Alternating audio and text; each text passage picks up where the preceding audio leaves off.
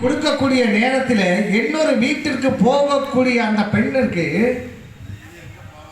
நமக்கு அந்த கெட்டி கொடுக்கக்கூடிய நேரத்தில் அடுத்தவங்க கையை பிடிச்சி கொடுக்கக்கூடிய நேரத்தில் நம்ம கண்ணில் அப்படி கண்ணீர் வரும்.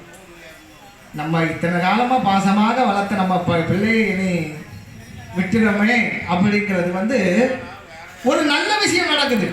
இந்த நல்ல விஷய நேரத்திலேயும் நம்ம கண்களில் நீரானது வருகிறது என்றால் அவர்கள் மீது நாம் வைத்திருக்கின்ற அன்பு.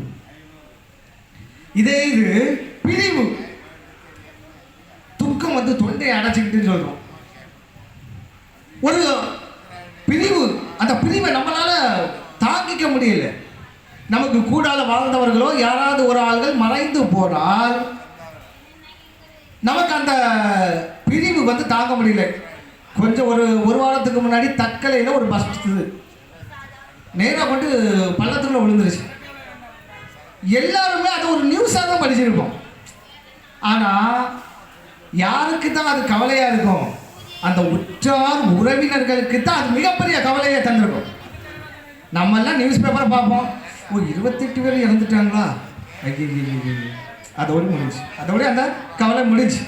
ஆனால் அவங்களுக்கு எத்தனை வருஷம் இனி அந்த நினைவு நாள் வரும்போது கஷ்டம், அந்த திரும்ப அதை எடுத்துகிட்டு போகிறது வரைக்கும் கஷ்டம்.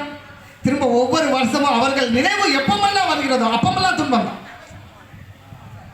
அந்த நினைவுகள். அப்போ இந்த அன்பு எப்படி இருக்கு? அன்பினால் காரணமாக ஒருவருக்கு கண்ணீர் கண்டிப்பாக வந்துவிடும். அது அந்த அன்பு எப்படியாவது வெளியே